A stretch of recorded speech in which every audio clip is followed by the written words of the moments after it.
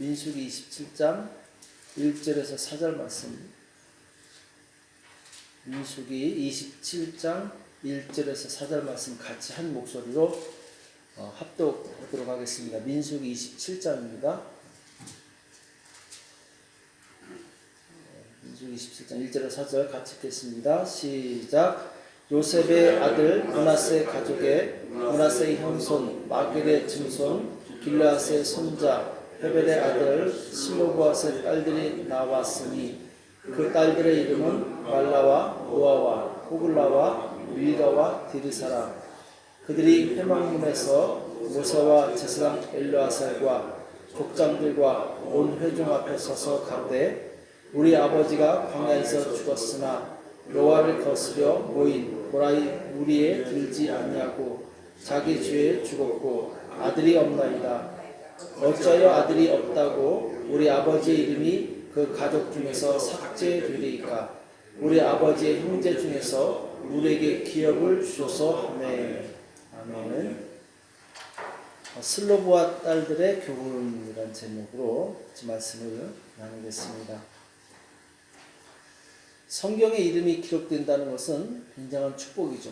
오늘 슬로보아의 딸들의 이름들이 나오게 되는데, 자, 이들의 이 족보에 대해서 말씀하고 있죠. 요셉의 두 아들이 있었죠. 므낫세와 에브라임. 그 중에 이제 므낫세, 다음에 마길, 길르앗, 헤벨, 그 다음에 슬로바 5대째죠. 5대, 그 다음에 6대째 이 딸들의 이름이 나오게 됩니다.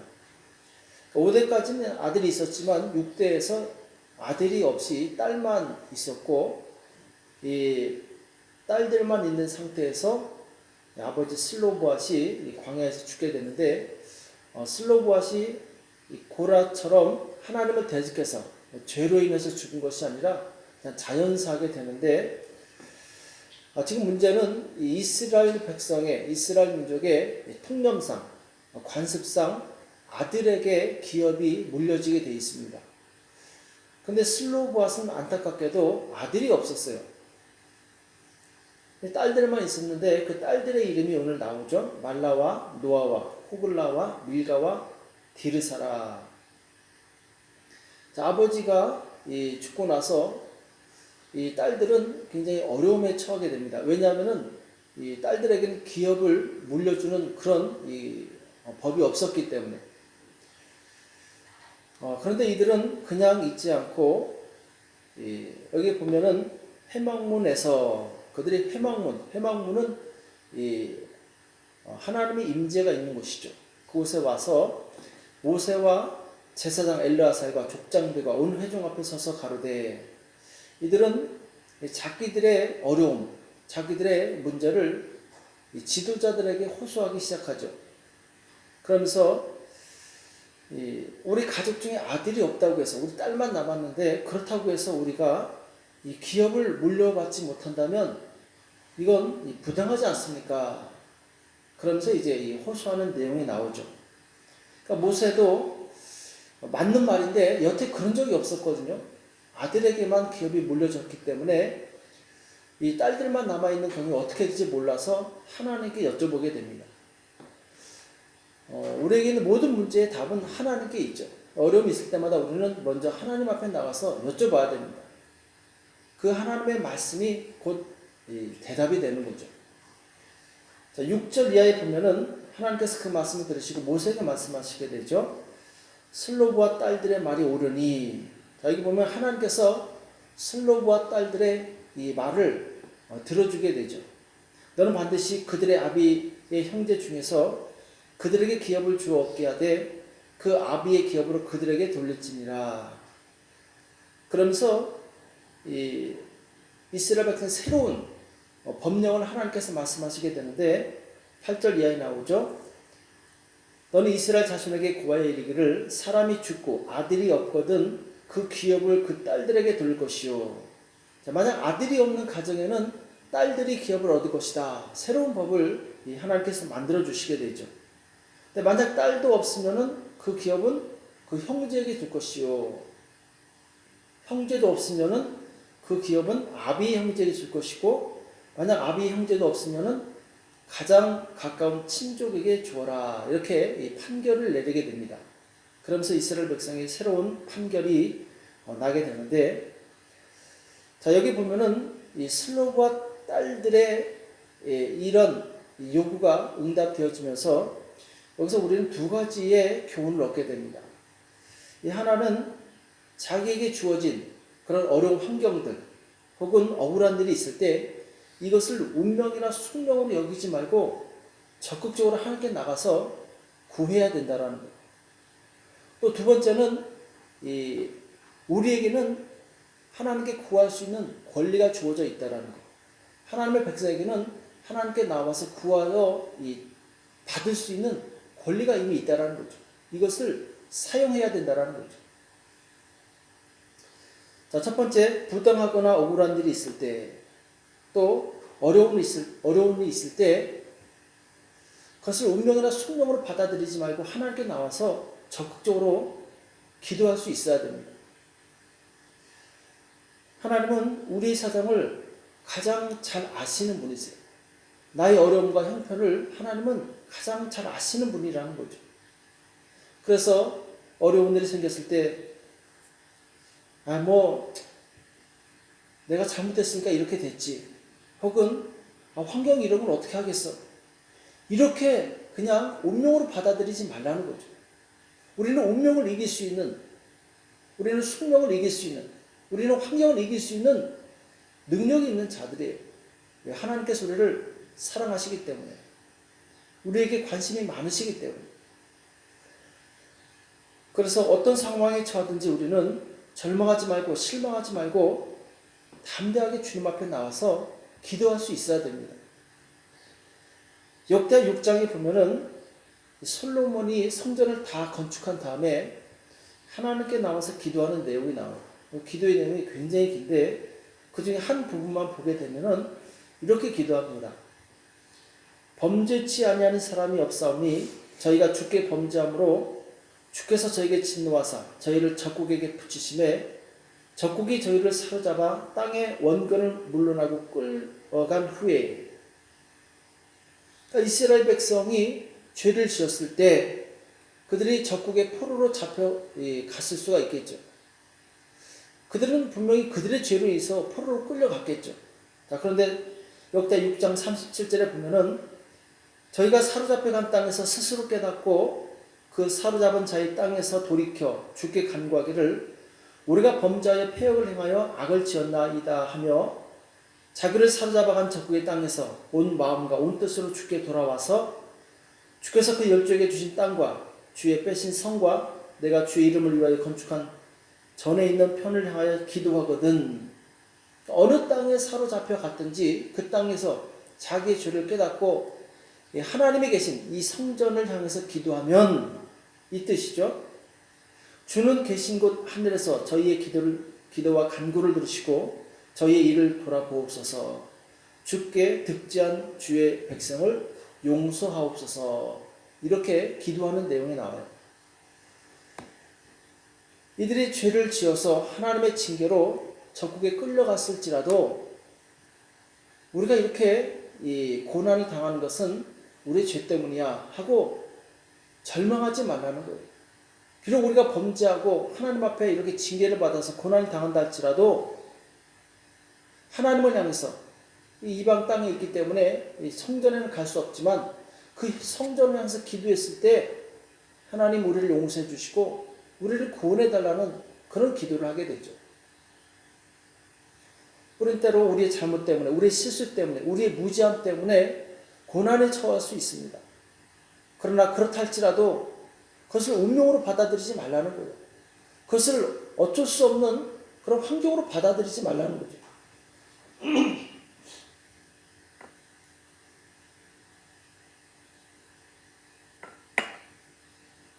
하나님은 우리 왕이 되시고 우리 주인이 되시고 그리고 하나님은 우리를 사랑하시는 우리 아버지가 되시죠. 그러니까 어떤 상황이 있든지 그것이 정말 어쩔 수 없는 상황이라 할지라도 그 상황에 노예가 되지 말고 상황을 이길 수 있는 사람이 되라는 거죠. 야고보서 5장 14절에 보면은 너희 중에 병든 자가 있느냐 저희는 교회 장로들을 청할 것이요 그들은 주의 이름으로 기름을 바르며 위하여 기도할지니라. 믿음의 기도는 병든 자를 구원하리니 주께서 저를 일으키시리라. 혹시 죄를 범하였을지라도 사심을 얻으리라. 그러니까 병든 자, 곧 하나님의 징계를 받아서 하나님께 범죄하여 질병이 생겼다 할지라도 혹시 죄를 범하였을지라도 하나님께 나와서 적극적으로 기도하면 하나님께서 사해 주시고 병도 치료해 주시겠다라는 거예요. 왜? 하나님은 우리의 연약함을 아시기 때문에, 우리가 실수할 수 있는 그런 존재임을 아시기 때문에 우리가 혹 실수했을지라도 잘못했을지라도 죄를 범했을지라도 적극적으로 하나님께 나와서 기도하면 하나님께서 들어주시겠다라는 거예요. 히브리서 4장 16절 우리가 잘 아는 말씀이죠. 그러므로 우리가 긍휼하심을 받고 때를 따라 돕는 은혜를 얻기 위하여 은혜의 보좌 앞에 담대히 나아갈 것입니다. 아멘. 그렇죠. 우리가 긍휼하심 받고 때를 따라 돕는 은혜는 선물이죠. 우리가 무엇을 잘해서 얻는 것이 아니라 우리가 혹 범죄했을지라도 우리가 아직 죄인 되었을 때 그리스도께서 우리를 위하여 죽으심으로 하나님께서 우리에 대한 자기의 사랑을 확증하셨다 이렇게 말씀하고 있죠. 우리가 연약할 그때, 범죄했을 그때 그 죄로 인해서 위축되지 말고 두려워하지 말고 우리에게 은혜를 베푸시는 하나님께 담대히 나가라는 거예요. 그럼 하나님께서 우리를 긍휼히 여겨주시고 도와주시겠다라는 거예요. 우리는 이제 죄의 종이 아닙니다. 예수를 믿음으로 하나님의 자녀가 되었어요. 마귀는 끊임없이 우리를 정죄합니다. 네가 잘못했으니까 이렇게 됐지. 네가 실수했으니까 이렇게 됐지. 그러면서 우리를 하여금 일어서지 못하게 눌러버려요. 그러나 거기 눌리지 마시기 바랍니다. 하나님은 우리를 사랑하시는 우리 아버지세요. 자녀가 연약하게 실수했을지라도 아버지는 그 자녀를 긍휼히 여기는 거예요. 회복시켜주는 거예요. 오늘 슬로브와 딸들은 사회적 통념상, 관념상, 전통상 아들에겐 기업이 물려줄 수 없음에도 불구하고 이들은 이 운명에 굴하지 않았어요. 담대히 나가서 구했던 것이죠. 그랬을 때 하나님께서는 그들의 손을 들어주십니다. 저들의 말이 맞다 하면서 새로운 법을 만들어서까지 하나님께서 그들을 도와주신 것을 보게 됩니다. 우리는 적극적으로 하나님께 나가는 그런 믿음이 있어야 될 줄은 믿습니다. 나의 상황이나 환경, 이것이 과거의 어떤 실수나 죄악 때문에 일어난 것일지라도 혹은 지금 사회적 전통과 관습과 환경 때문에 온 것이랄지라도 그런 것의 그런 것의 올무에 잡히지 말고 하나님께 담대히 나가서 기도할 수 있어야 된다라는 거예요. 그럼 하나님께서 응답하시는 거죠. 자, 두 번째는 우리에게 주어진 이 권리를 사용할 수 있어야 됩니다. 슬로브와 딸들은 그들이 하나님의 백성인 것을 알고 그 백성의 권리를 지금 사용하게 되죠. 담대히 이 지도자들 앞에 그들의 권리를 요구하게 돼요. 요한복음 1장 12절 우리가 잘 아는 말씀이죠. 영접하는 자 곧 그 이름을 믿는 자들에게는 하나님의 자녀가 되는 권세를 주었으니 우리가 예수님을 믿을 때 하나님의 자녀가 되는 권세가 이미 주어진 것입니다. 이 권세를 사용하라는 거예요. 어떤 사람은 이 권세를 100% 사용하는 사람이 있고 어떤 사람은 50% 사용하는 사람이 있고 어떤 사람은 10% 사용하는 사람이 있어요. 누가 유리하느냐? 100% 사용하는 사람이 유리한 거죠. 어떤 사람은 가지고 있는 지식을 100% 활용하는 사람이 있고 어떤 사람은 지식을 가지고 있지만 이 지식을 활용하지 못해서 어렵게 사는 사람이 있어요. 우리에게 이미 주어졌는데 이것을 사용하지 못한다면 참 안타까운 일이죠. 하나님께서 우리에게 하나님의 자녀가 되는 권세를 줬고 하나님의 자녀가 된 우리에게 어떤 권리가 주어졌느냐? 기도에서 받을 수 있는 권리가 주어졌어요. 자녀는 부모에게 뭐든지 구합니다. 부모의 상황을 고려치 않아요. 다 구하게 되죠. 우리가 믿는 하나님은 천지를 창조하시고 우리에게 모든 것을 주실 수 있는 분이세요. 모든 것을 응답하실 수 있는 분이세요. 그분께 나가서 기도하면 그분이 들어주십니다. 누가복음 11장 9절 내가 또 너에게 이르노니 구하라 그럼 너에게 주실 것이요 찾으라 그럼 찾을 것이요 문을 두드리라 그럼 너에게 열릴 것이니. 자, 여기서 말하는 너희는 바로 하나님의 자녀들에게 주신 약속이죠. 그러면서 하나님께서 예수님께서 누가복음 11장에 이 비유를 말씀하시는데 누가 벗이 있는데 밤중에 그에게 가서 말하기를 벗이여 떡 세 덩이를 내게 빌리라. 내 벗이 여행 중에 내게 왔으나 내가 먹일 것이 없노라. 어떤 친구가 있는데 이 친구 집에 밤중에 이 친구가 찾아왔어요. 근데 떡이 3개가 필요한데 이 밤중이니까 없었던 거죠. 떡집에 갔더니 문을 닫았어요. 그러니까 또 다른 친구 집에 가서 떡을 달라고 하는데 이 친구가 야 지금 내 이 부인과 자녀들이 다 잠자리에 들었고 나도 지금 자고 있으니까 나 귀찮게 하지 말라고. 여기 포기하지 않습니다. 이 친구는 계속 문을 두들겨요. 제발 떡 좀 달라. 나중에는 막 귀찮아서라도 나와서 떡을 주게 되죠. 3덩이를 가지고 와서 자기를 찾아온 그 친구에게 제공하게 됩니다. 그러면서 예수님께서 뭐라고 말씀하시냐면은 구하는 이마다 받을 것이요 찾는 이가 찾을 것이요 두드리는 이에게 열릴 것입니다. 만약 친구가 왔지만 밤에 왔기 때문에 이건 어쩔 수 없어.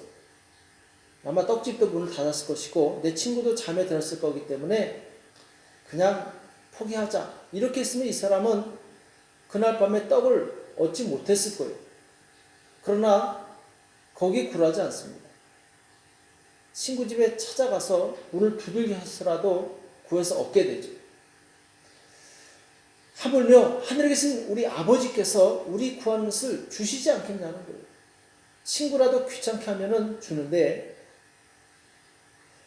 우리는 이미 하나님께 구할 수 있는 권리가 주어진 것이죠. 이것을 사용하는 자가 받게 돼 있는 거예요.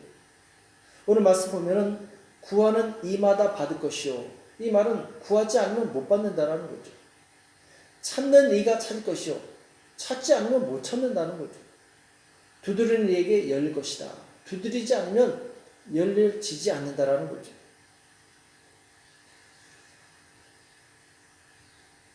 내가 아쉽다고 하면서 기도하지 않으면 평생 아쉽게 사는 거예요. 그러나 결단하고 기도하면 아쉬움에서 벗어날 수 있는 거예요. 우리가 어떤 행동을 하지 않으면 그냥 그것으로 끝나는 거예요. 그러나 적극적으로 행동해서 구하면 하나님께 받게 되는 거죠.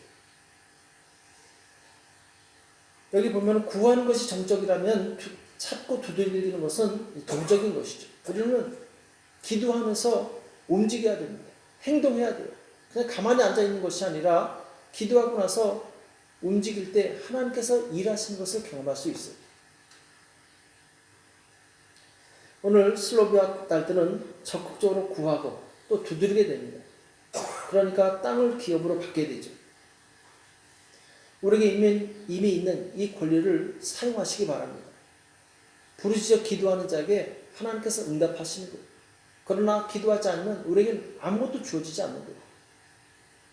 저 신학교 때 교수님이 간증하시는 내용이 있었는데 이 미국에 가족이 있고 학기 중에만 한국에서 강의를 하셨는데 이 방학 때 되면 아들 둘이 있는데 아들들을 위해서 선물을 사갔다고 그래요. 근데 한 번은 편지가 왔는데 큰아들은 어른스럽게 아빠 바쁘고 힘드신데 뭐 선물 너무 신경 쓰지 마시라고. 참 점잖아 보이죠. 근데 둘째 아들은 아직 철딱서니가 없어요. A4 용지에 끝부터 처음부터 끝까지 빽빽하게 아빠 이거 사고 저거 사고 저거 사고 저거 해가지고 빽빽하게 써놨대요. 이 교수님이 굉장히 바쁘신 분이에요. 새벽부터 밤늦게까지 막 이리 뛰고 저리 뛰고 하시는 분인데 나중에 집에 갈 때 비행기 안에서 보니까 큰아들 선물 하나도 안 사고 둘째 아들 선물만 잔뜩 싸가지고 가는 자신을 보게 됐대요. 이때 깨달은 게 뭐냐면은 구하는 자가 받는다라는 거죠. 하나님께 많이 구하시기 바랍니다. 하나님은 구하는 자에게 주시는 거예요. 대충 그냥 주시면 좋고 아니면 말고 이런 태도 가지고 구하면은 하나님도 뭐 얘 별로 필요치 않은가 보다 그렇게 하는 거죠. 이 새벽에 간절히 구하시기 바랍니다. 우리가 필요한 것이 있을지라도 구하는 자에게 주시는 거예요. 이게 약속이에요. 이 새벽에 하나님께 적극적으로 구해서 응답받는 저와 여러분 되시길 예수님의 이름으로 축복합니다. 기도하겠습니다. 하나님, 오늘 우리에게 말씀해 주시며 감사합니다. 주님, 우리에게 믿음과 성령이 충만하게 도와주시옵시고 적극적인 믿음을 주셔서 하나님께 구하게 도와주시옵시고 하나님께 그 모든 것을 받아 누리며 하나님께 감사할 수 있도록 축복하여 주시옵소서. 이 새벽에 간절히 기도하는 모든 성도들의 모든 기도 가운데 역사하여 주시옵소서. 감사함이 예수님의 이름으로 간절히 기도합니다.